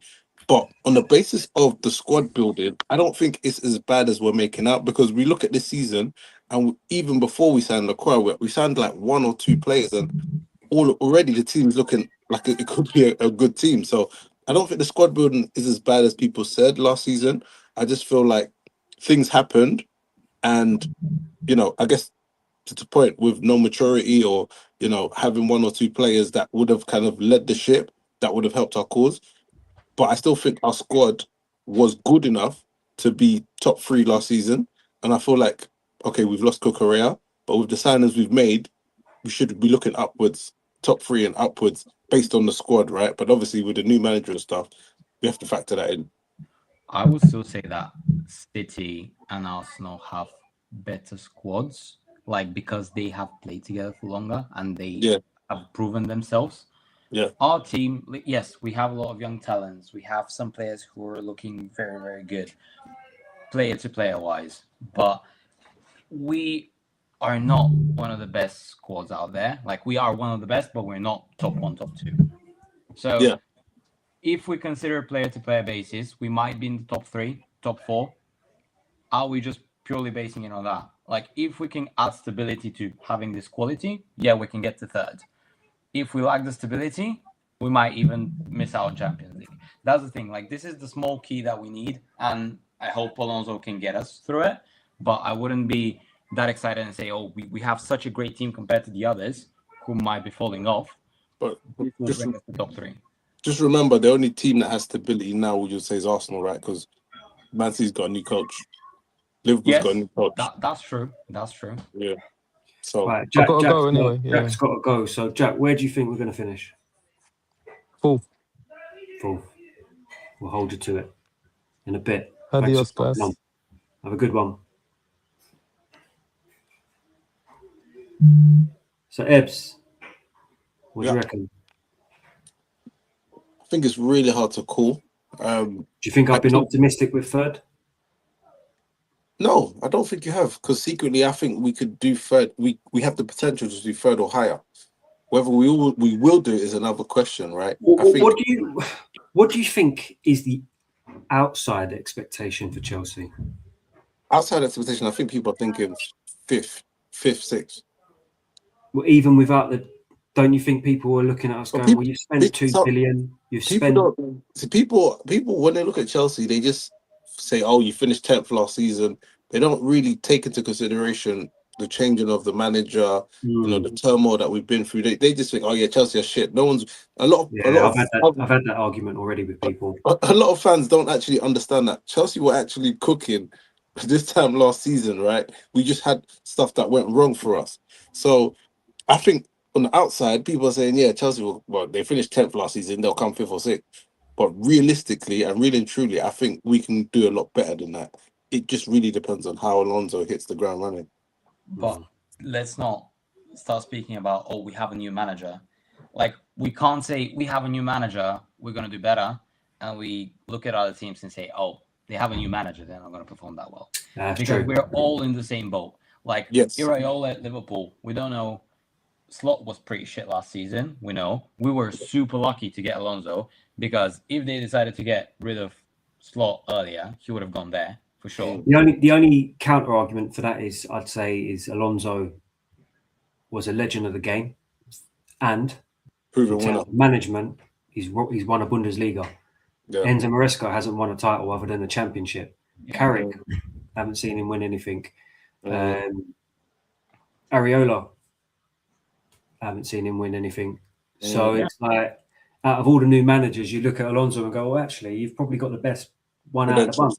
Yeah. True. So, true. But he comes out of the Prem as well. Like, it depends a lot. Like, it depends so much how they're gonna actually play under the new managers, the other teams, and ourselves as well. That if we don't play well, they might not play well as well. But it could be the other way around. We could be performing so much better with Alonso. They could be shit because they've moved from Pep. Of course, we know that everyone who goes off of Pep to any other manager is going to be a step down. But yeah, who do you think's winning the league? Do you think it's Arsenal?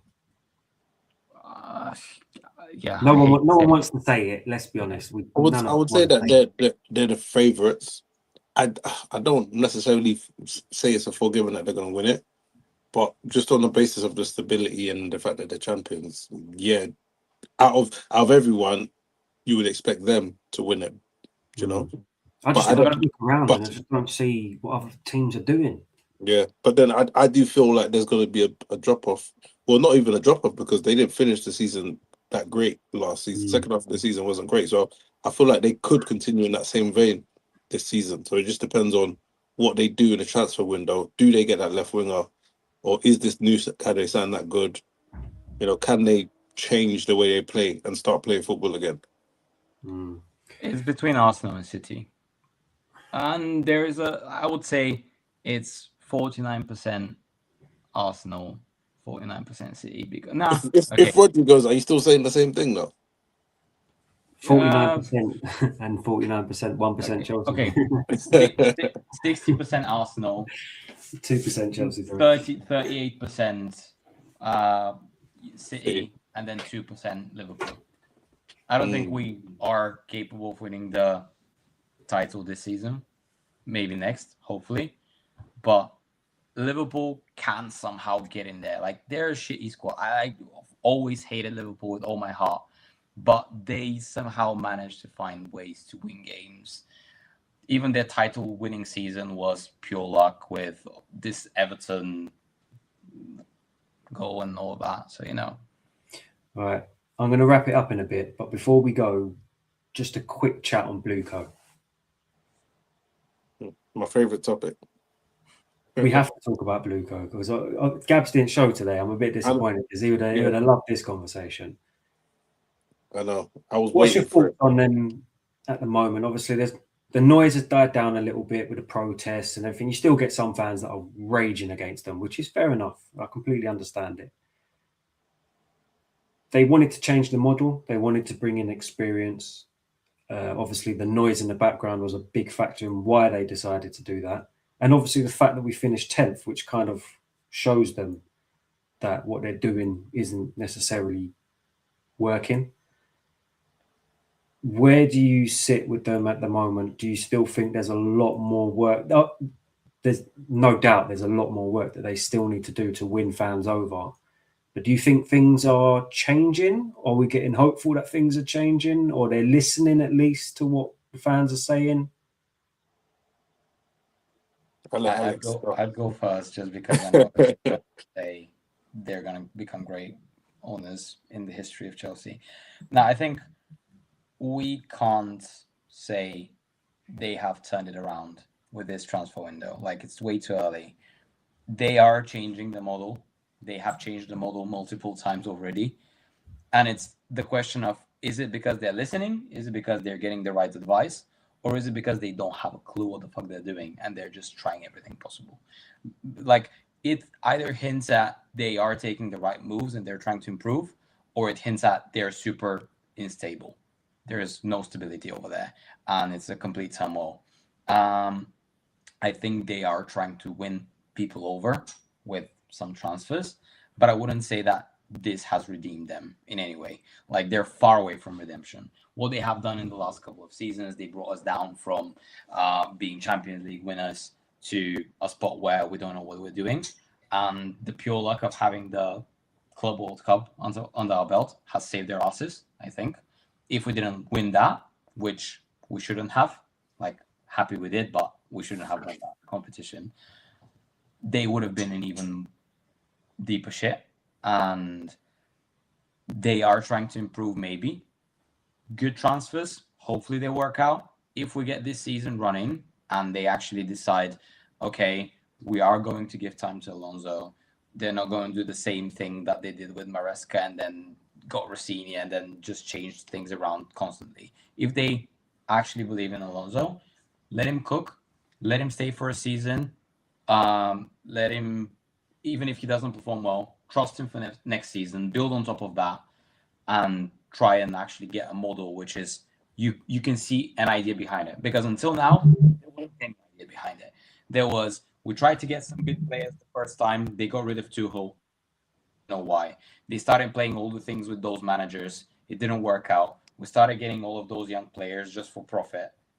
They're not winning anything. So at some point, instead of actually profiting, we see the club being on a loss. So now they're like, okay, this is not working out. And they want profit. They're not that interested in titles, but they may understand at some point that titles also bring profit. So it's not going to be just turning players over. So I'm at a position where I'm like, they are shit. I am nowhere agreeing or disagreeing that they're good. They're just in the middle, or actually on the worst side. And then I'm saying that I give them the benefit of the doubt with this move. If they can bring it around, maybe they can get to mid-ground on my side, but I'm still negative towards them. I have a very different view. I think Chelsea fans have been spoiled with the likes of Roman Abramovich, and I feel like we need to come to terms with the way football is now, and it's not the same as it was before. We can't just come in and buy players and expect to just win trophies on what we used to do. We have to really adjust. And the one thing I give credit to Blueco for is trying to adjust and trying to adapt to make the scenario better for us. And I think they've allowed us to remain competitive. The first thing I'll say is they have made some categorical errors that are almost unforgivable. For example, signing Liam Rossini as our manager, that was chaotic. That was absolutely terrible. The model, in terms of the second model that they came through with strictly only young players, it didn't work. You know, I saw what they tried to do, but it wasn't good. It didn't work. But why I give them credit? First 2 years they came in, spend the big bucks. They did that. Sterling, Koulibaly, all of these were big names, right? That didn't work. Okay, let's pivot a little bit. Let's go only for young players. all the young players. How many young players that they bought? And remember, a lot of the players that we buy to sell. That's our model. That's how we stay competitive. So I don't criticize them for doing that at all, right? So they've done that. And now, third wave. Okay, the first two models didn't work. We're going to do a hybrid of both. We're going to buy ready-made. We're going to buy experience. We're going to change what we're doing, and which I think is admirable, because they could have just been wrong and strong and continued with the model, but clearly it wasn't going in the right direction. So they've redirected and they've changed it. And I think what they've done here is remarkable. They've got the best manager that I think we could have got. They've gone for like one of the best attacking talents, one of the best defensive talents. They still stuck with the youth to some degree, and then they've brought some experience in. Now, I'm at a stage where I'm not going to say I'm happy, because I'm not happy until we're winning things, right? But what I can say is, I think if you look at the other ownerships, like the likes of Newcastle, Villa, all of those teams are struggling, right? So Blueco are trying to do something different, and they've done something different that's just allowed us to be competitive. So for that, I give them credit. But we're not where we need to be, right? So hopefully, now that they've seen the light and they've bought the right manager and they're buying the right players, it can resonate to bringing back Chelsea to what it is. But I think we've been spoiled as Chelsea fans, and we just keep on thinking about the past, whereas we actually need to think about how do we move forward. And I think we're moving in the right direction, in my opinion. I think we obviously certainly took a massive step back last season, and I think Blueco had a massive role in that. My number one issue is, with all those mistakes that have happened at Blueco, why has no one been held accountable other than the managers and the players? Why has there been no sackings of like your Winstanleys, and why are they still there?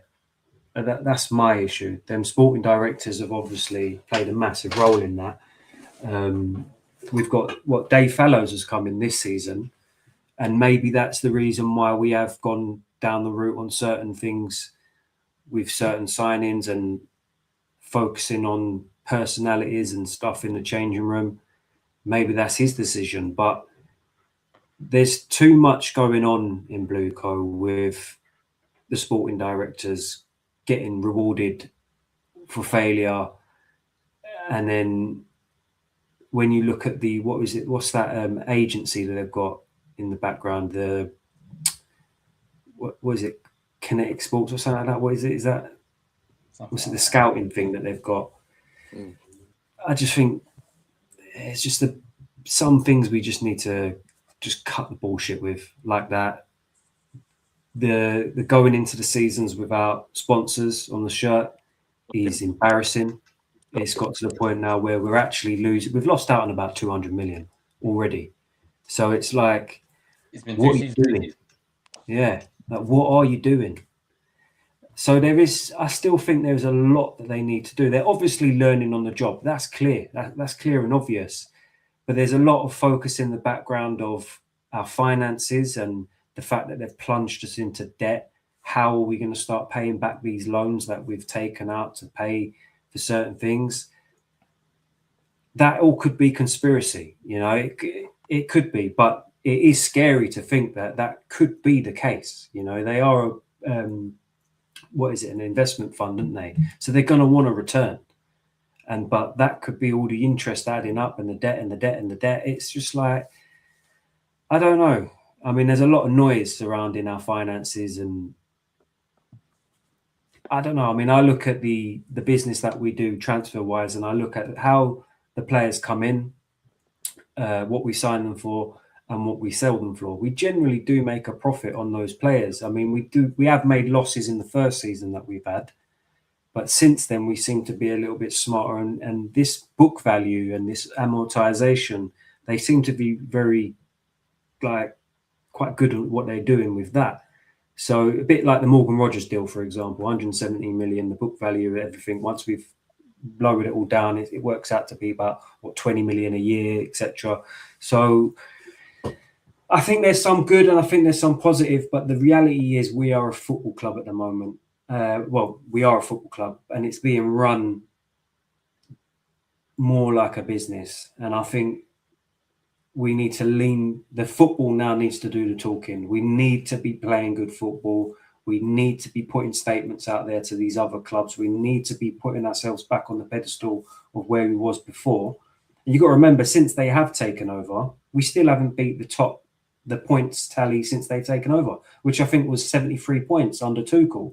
And we haven't finished nowhere near third. So it's like we've gone forwards, we've gone backwards, we've gone forwards, we've gone backwards. So it's this season, we have to just go forwards.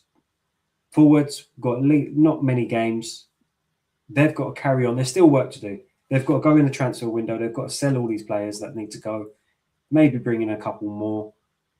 And then just keep the noise to a minimum. We've just got rid of that fine that was over our head from the previous ownership, which has created a lot of noise around us.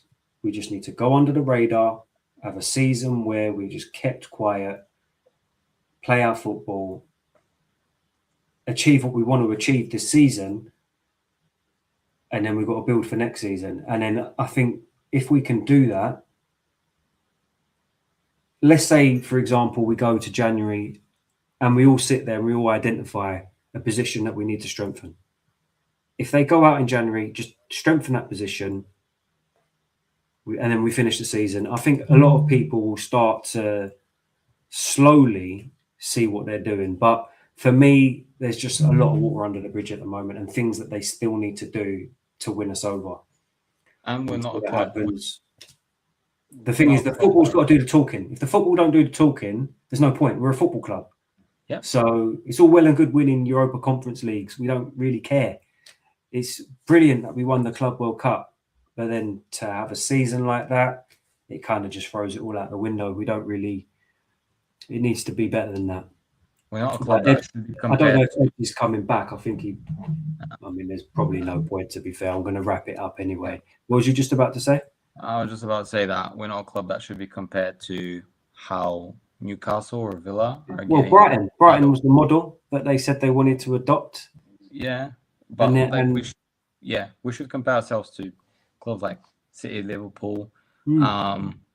I really love how City are doing business and doing everything. Their president, their owner, they are football centric. They are getting money out of that. They're not losing. We know that they're super rich and they are winning money out of it. But they're super football centric, and I think we should also be. And yeah, we shouldn't compare ourselves to how Villa's management has done or how Newcastle's management has done, and are they getting worse or better? I think we should, as I said, we should play football, and yeah, that should speak for itself. Do you think our owners talk too much as well? Do you think that they release too many statements? You know, like Abramovich never used to really say much.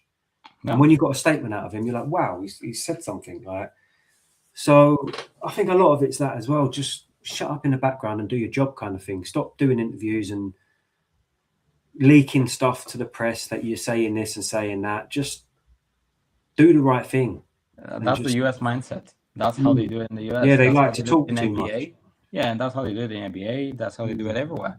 So, like, they come in and they try to do the same thing. Like, if you remember, like a couple of years ago, we didn't used to have all of those sparkly light shows at the when music when we score goals and stuff like that. Like, these things started happening when they came, and they're trying to really make it. I mean, of course, this could bring up some value from fans coming to the games, and we know all the things around that.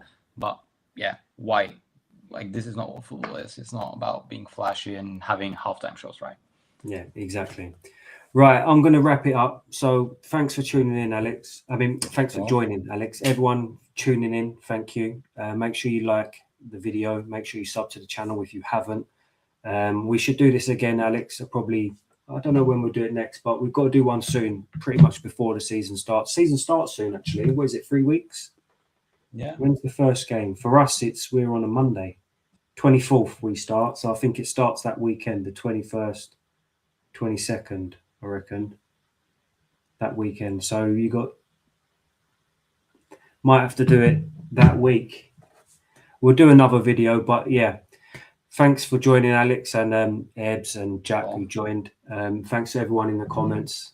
Make sure you like the video, make sure you sub, and we'll see you again soon in a bit. Bye.